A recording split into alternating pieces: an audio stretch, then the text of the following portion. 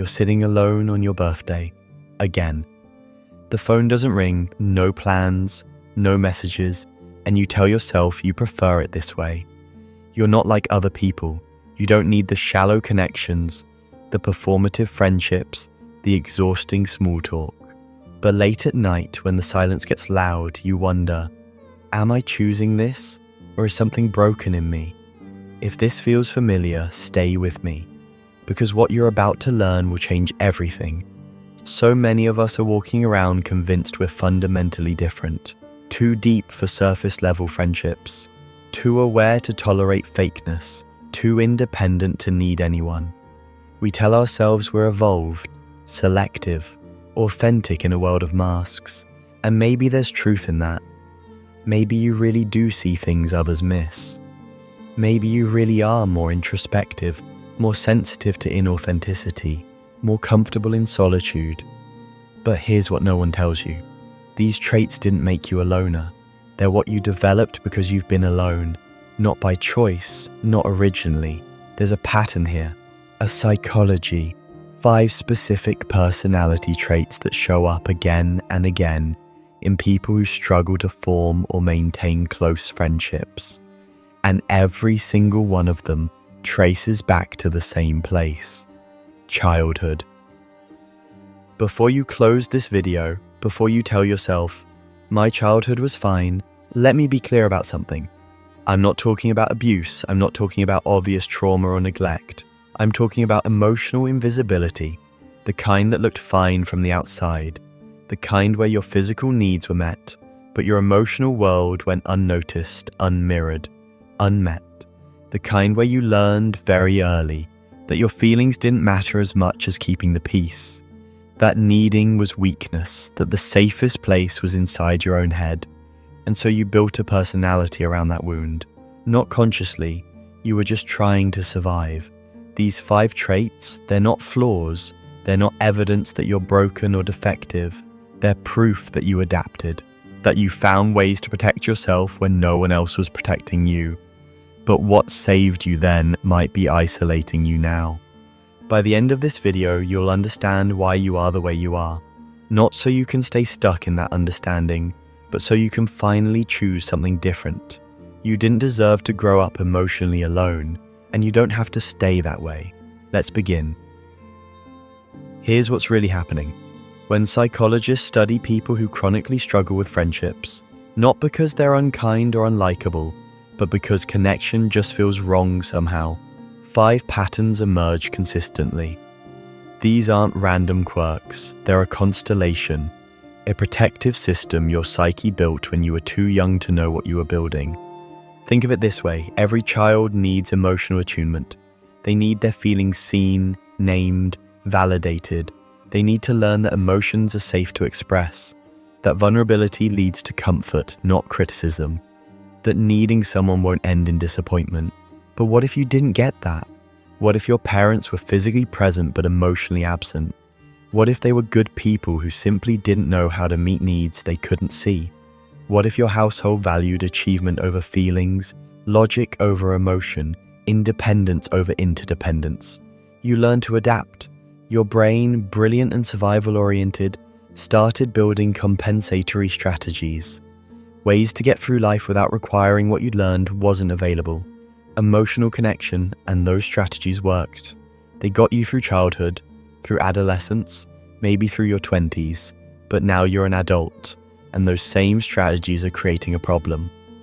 You can't connect deeply with others because the very skills required for connection, vulnerability, trust, emotional reciprocity, tolerance for imperfection are the ones you never developed. It's not that you don't want friends, it's that friendship requires capacities you were never taught to build. And because no one explained this to you, you've spent years creating narratives to make sense of your isolation. Narratives that feel empowering but keep you stuck. I'm just introverted. I have high standards. I prefer quality over quantity. Most people are too superficial for me. These aren't lies, but they're not the whole truth either. The whole truth is this: you're carrying an adaptation to childhood emotional neglect. And until you understand that, you'll keep mistaking your defense mechanisms for your personality. The 5 traits I'm about to walk you through aren't who you are, they're how you learn to be. And once you see them clearly, really see them, you can start to choose differently. Not by becoming someone else, but by becoming more fully yourself. The self that existed before you had to armor up. The self that still, somewhere deep down, wants to be known. Let's meet these 5 traits, and let's be honest about what they really are. You overthink every social interaction. After a conversation, you replay it endlessly. What did you say? How did they react? Did that joke land wrong? Were you too quiet? Too loud? Did they seem annoyed? Distant? Fake? You analyze micro-expressions, tone shifts, pauses. You monitor yourself constantly. How are you coming across? Are you being authentic or performing? Are they actually enjoying this or just being polite? By the time you get home, you're exhausted. Not from the interaction itself, but from the 24/7 surveillance operation happening in your head. Other people seem to just be. You have to constantly manage, and you've probably been told you're too much in your head, that you should just relax or stop overthinking, but you can't. Your brain won't let you. Here's what's actually happening. This isn't high intelligence. This isn't deep self-awareness. This is hypervigilance. In psychology, hypervigilance is a state of constant threat monitoring. It's what happens when your nervous system gets stuck in scan for danger mode. And yes, it usually develops after trauma. But emotional neglect is trauma. When you grow up in an environment where emotional responses are unpredictable, where a parent might be warm one moment and cold the next, present but checked out, loving but unable to attune, your brain learns that safety requires constant vigilance. You became an expert at reading the room, at detecting subtle shifts in mood, at adjusting yourself to keep things stable. This was survival, and it worked. But now, decades later, your amygdala, the brain's threat detection center, is still firing as if every social interaction is a minefield. You're not overthinking because you're smart. You're overthinking because you're still trying to predict and prevent emotional danger that isn't actually there. Of course you develop this. When you're a child and your emotional world goes unnoticed, you learn to notice everything. You become hyper-attuned to others because no one was attuned to you. You learn to read faces, voices, silences, to predict moods, to manage the emotional temperature of a room so that you could feel safe. This wasn't your choice. This was adaptation, and the skill itself, emotional perception, isn't bad. In fact, it's made you deeply empathetic, intuitive, capable of seeing what others miss. The problem isn't the skill, it's that you can't turn it off. But here's what this costs you. Chronic self-monitoring prevents authentic presence. You're so busy watching yourself through others' eyes that you're never actually just here. Friendships require spontaneity, vulnerability, the ability to stop performing and just be. But you can't stop performing because performing is how you learn to stay safe. So you end up in this painful paradox. You want real connection, but you can't access it because you're too defended to let anyone in. People sense this, they feel the distance, and they drift away, not because they don't like you, but because they can't get close to someone who won't stop analyzing whether they're doing it right. Here's the truth that might set you free. You don't need perfect interactions, you need good enough ones. The people who love you don't need you flawless, they need you real. Healing doesn't mean becoming less aware, it means learning that you're safe enough to stop scanning. That vulnerability won't destroy you. That imperfect connection is still connection. Your hypervigilance protected you when you needed it. But you don't need it anymore. You can learn to trust that you're okay even when you're not monitoring everything. This is possible, it's slow, it requires practice, but you can start by noticing, when am I present? When am I performing?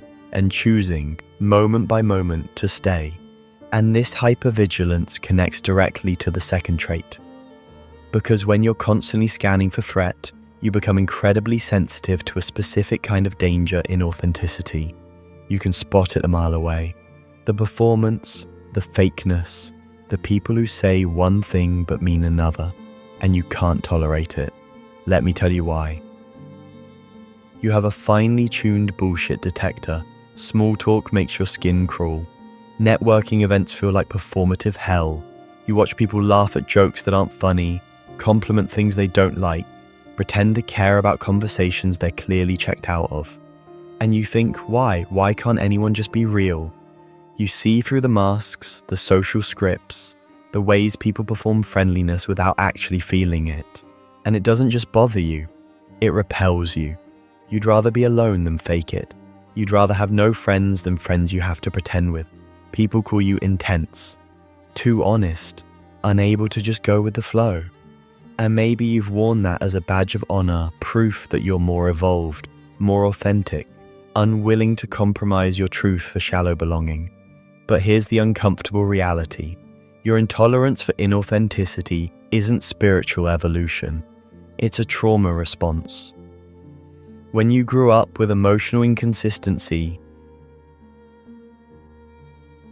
parents who said, "I'm fine" through clenched teeth, families that looked happy from the outside while falling apart inside, environments where feelings were denied or invalidated, you became allergic to performance because performance meant danger. It meant, don't trust what people say, trust what you sense. It meant, the gap between appearance and reality is where pain lives. So you developed an exquisite sensitivity to incongruence, to the space between what people show and what they feel. This kept you safe. It helped you navigate an emotionally dishonest environment, but now you're applying that same threat detection to every interaction and labeling normal social behavior, small talk, politeness, gradual trust building as fake. Let me be clear, your detector is real. You're not imagining the performance. People do wear masks. Social interactions do involve scripts. Not everyone leads with their full authentic self immediately. And your sensitivity to this, it came from somewhere valid. You learned that emotional dishonesty is dangerous. That when people's outsides don't match their insides, you get hurt. So of course you're allergic to it now. This isn't a flaw. It's evidence that you were paying attention, that you survived by becoming perceptive. But here's what childhood didn't teach you. There's a difference between emotional dishonesty and social lubrication. Small talk isn't fake. It's how strangers build safety before going deeper. Politeness isn't performance. It's how we signal respect and care. Gradual vulnerability isn't withholding. It's how trust gets built over time. Not everyone who doesn't bare their soul in the first conversation is being inauthentic. They're just being normal, but your nervous system reads not immediately vulnerable as not trustworthy. So you reject people before they can reject you. You leave before they reveal themselves to be fake, and you end up alone, convinced everyone else is the problem. Here's what this costs you. You miss out on relationships that could have deepened if you'd given them time. You intimidate people with your intensity. They feel tested, judged, like they're failing an exam they didn't know they were taking. And you stay lonely not because you're too real for this world, but because you're too defended to let the world in slowly. The truth is this, you can be both authentic and patient. You can have high standards for depth and still tolerate the shallows while trust is building. You can be real without demanding everyone else be immediately, fully vulnerable with you. Authenticity isn't all or nothing. It's not a wall you're either inside or outside of. It's a spectrum, a dance, something that deepens over time when it's safe.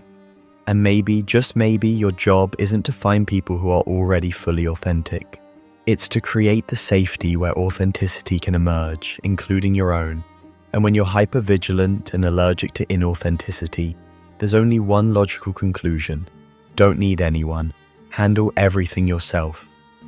Stay emotionally self-sufficient. Never let anyone see you need them.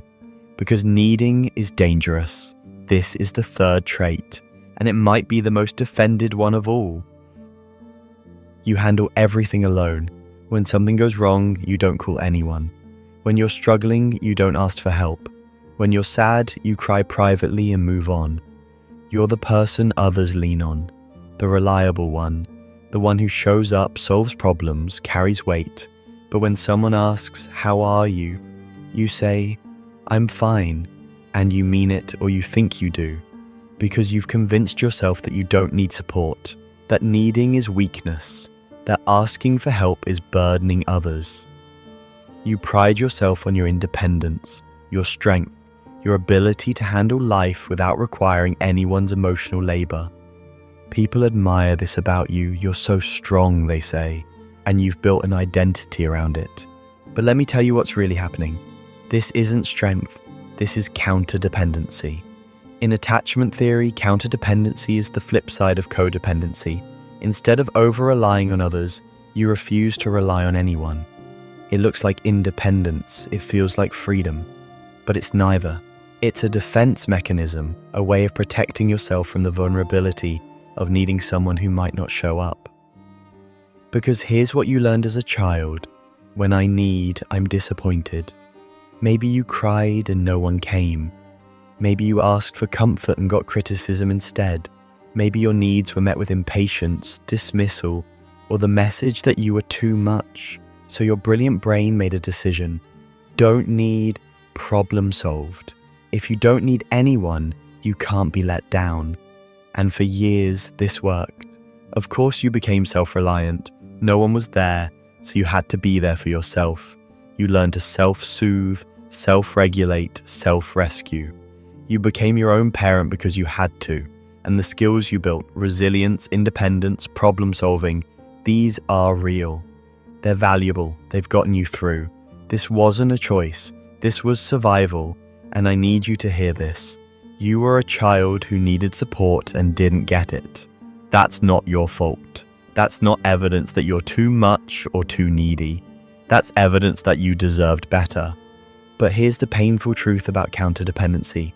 It doesn't just protect you from disappointment. It protects you from connection. Because real intimacy requires mutual vulnerability. It requires letting people in, letting them see you struggle, letting them help. But you can't do that. So your relationships stay surface level. People care about you, but they don't feel close to you. Because closeness requires access, and you won't grant it. You end up surrounded by people who would show up for you if only you let them know you needed them, but you won't. Because the risk feels unbearable, so you stay safe and lonely. And here's what research tells us. Humans aren't designed for hyper-independence. We're wired for interdependence. Our nervous systems regulate through connection. We literally need each other to stay emotionally and physically healthy. Studies show that chronic emotional self-reliance is linked to higher rates of depression, anxiety, and even physical illness. Because you're not meant to carry everything alone. Your independence isn't freedom. It's a cage you built to feel safe. But here's the hope. Interdependence is learnable, not dependence, not I can't function without others. Interdependence. I'm capable and I allow myself to need. It starts small, asking a friend to listen while you vent, accepting help when it's offered, sharing a struggle instead of saying, I'm fine.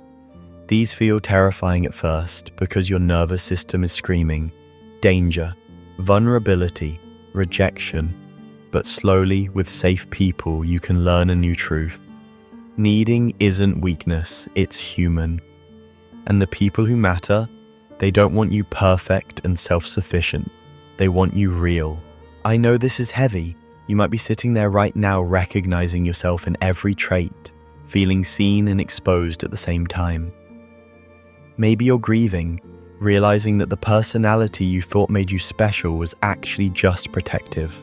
That realization hurts. I'm not going to lie to you. There's a grief in understanding that you weren't too evolved for connection. You were just too hurt to risk it. But stay with me, because what's coming next is where this gets both harder and more hopeful. The last two traits cut even deeper, but they also point most clearly toward healing. Because once you see the full pattern, Once you understand how all 5 traits work together to keep you isolated, you can finally start to choose something different. Not because you're broken, but because you deserve more than survival. You deserve to be known. You don't follow the crowd. While everyone else is watching the same shows, following the same trends, sharing the same opinions, you're elsewhere. You question group behavior. You don't get why people do things just because everyone else is. You think independently. You form your own views. You're comfortable being the only one in the room who sees things differently. People call you a contrarian, a rebel, someone who marches to their own drum. And you've embraced this. It feels like integrity, like refusing to sell out for the comfort of belonging. You tell yourself, I'm authentic. They're sheep. But here's the truth you need to hear. Your rejection of social conformity isn't enlightenment. It's defensive pride. When you grow up feeling like an outsider in your own home, when your family doesn't see you, doesn't get you, doesn't make space for who you actually are, you internalize a devastating belief, I don't belong. And that belief is unbearable. So your psyche does something brilliant and tragic. It flips the script. I don't belong becomes I don't want to belong. They don't accept me becomes I reject them.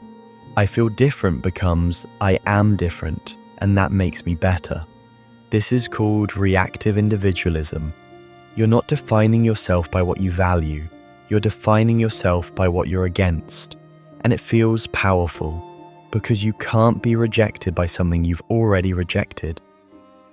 Let me validate this. You did feel like an outsider. Maybe in your family you were the sensitive one in a household that valued toughness, the creative one in a family of scientists, the feeler in a family of thinkers. Or maybe you just weren't seen. Your uniqueness went unnoticed, your differences unmirrored. So you learned, I don't fit here. And when that's your childhood experience, of course you develop a defensive relationship with belonging. Of course you make not fitting in your identity. It's armor, protection against the pain of exclusion. If you reject belonging first, you control the narrative you're choosing, not being rejected. But here's what this costs you. You've become so identified with being different that you can't allow yourself to be similar. You reject things you might actually enjoy because they're mainstream. You dismiss people who could be friends because they seem too normal. You've built your entire identity around opposition. And that's exhausting and lonely, because here's what childhood didn't teach you. You can be unique and still belong. You can have your own values and still connect with people who are different. You can be authentic without being contrarian. Healthy belonging doesn't erase you, it includes you. There's a difference between having authentic values, which is healthy, and rejecting anything popular on principle, which is defensive. Between thinking independently, which is mature, and needing to be different to feel safe, which is reactive. Between authentic nonconformity, choosing based on values, and defensive nonconformity, choosing based on fear of rejection.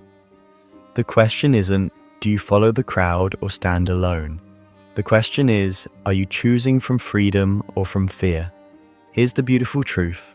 You can belong without losing yourself. You can find your people not by rejecting everyone who seems different from you, but by being so genuinely yourself that the right people recognize you. Authentic belonging doesn't require you to perform. It requires you to stop performing the opposite of everyone else. It requires you to be yourself, not in opposition to others, but in connection with them. You don't have to choose between authentic and alone. You can have both, authenticity and belonging. But first, you have to let go of the defensive pride that's been protecting you from the pain of not fitting in. You have to risk being seen for who you actually are. Not the rebel, not the outsider, just you. You're good at listening, great even. People come to you with their problems. You give thoughtful advice. You show up when others need you. But when someone asks about your life, your feelings, your struggles, you freeze, or deflect, or give a surface answer and change the subject. You can be supportive, but you can't be vulnerable. You can give, but you can't receive. People sense this, they feel the imbalance, and eventually they stop trying, not because they don't care, but because friendship requires reciprocity, and you won't let them in. Here's what's really happening. You didn't learn emotional reciprocity because you never experienced it. When you were a child, your emotions weren't noticed, weren't named, weren't validated, so you never learned the language of feelings. You never developed the capacity to identify what you're feeling, process it in real time, and share it with others. This is called alexithymia, difficulty recognizing and expressing emotions.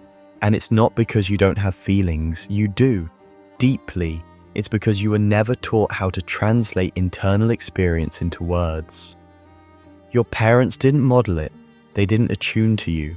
They didn't say, "You seem sad, what's going on?" So you learned to be a black box, to process everything internally, alone. Of course you struggle with emotional reciprocity. How could you give what you never received? You learned to support others by doing, solving problems, offering advice, being reliable, but you didn't learn emotional attunement, co-regulation, the dance of sharing feelings and being met with understanding. That wasn't modeled, so you don't know how to do it. And when people share their feelings with you, you know how to respond. You're empathetic, intuitive. But when it's your turn, the template doesn't exist. You care, but people can't feel it, because your care comes through action, not emotional warmth. And now you can see how all 5 traits connect. Hypervigilance keeps you monitoring instead of being present. Intolerance for inauthenticity keeps you from trusting gradual connection. Counter-dependency keeps you from needing anyone. Defensive nonconformity keeps you separate from groups. Emotional guardedness keeps people at arm's length. Together, these 5 traits form a complete protective system. A fortress you built when you were too young to know you were building it. And it worked. It kept you safe. But now it's keeping you alone. What saved you then is imprisoning you now. The hypervigilance that protected you from unpredictable parents now prevents you from relaxing into friendship. The independence that got you through childhood now keeps you from letting anyone support you. The defensive pride that made rejection bearable now keeps you from belonging. The emotional guardedness that kept you safe from invalidation now keeps you from intimacy. You're not broken, you're brilliantly adapted to an environment that no longer exists, but you're living as if it still does. And here's what you need to know. You can change this, not by becoming someone else, but by slowly, gently dismantling the fortress, by learning what you weren't taught, by risking what feels terrifying, by allowing yourself to be known. Not all at once, in small steps, with safe people. You can heal, you can connect, you can belong, and still be yourself. So here's where we stand. You've spent years believing these 5 traits made you special, different, evolved beyond the need for shallow connection, but now you know the truth. These aren't personality traits, they're survival strategies. And the cost of keeping them? It's connection, belonging, intimacy, love. Is that a cost you're willing to keep paying? Because here's what I need you to understand. You don't have to choose between authentic and connected. You can be deeply yourself and still let people in. You can have boundaries and still be vulnerable. You can value solitude and still build secure attachments. This isn't either or. It's both and the you that exists right now. Intelligent, perceptive, independent, thoughtful. That person is real. That person matters. But there's also a you underneath the armor, the you that wanted to be seen as a child, the you that wanted safe connection, the you that still does.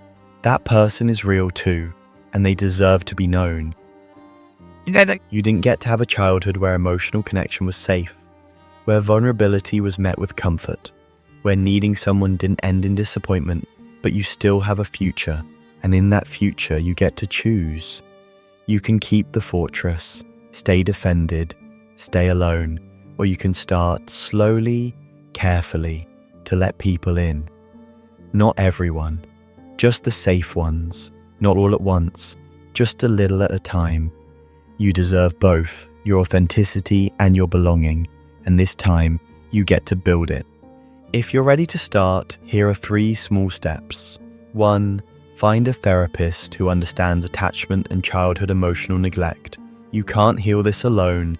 You need a safe relationship to practice in. 2. Join a community. Start small, online is fine. Practice being seen without performing. 3. Ask yourself daily, am I choosing from freedom or from fear? That question changes everything. You didn't choose to grow up emotionally invisible. You didn't choose to build these protective strategies, but you can choose what happens next. You're not too much, you're not too broken, you're not too anything. You're someone who survived by learning to be alone, and now you get to learn something new, how to be yourself with others. You never had a childhood, but you still have a future, and this time you get to write it.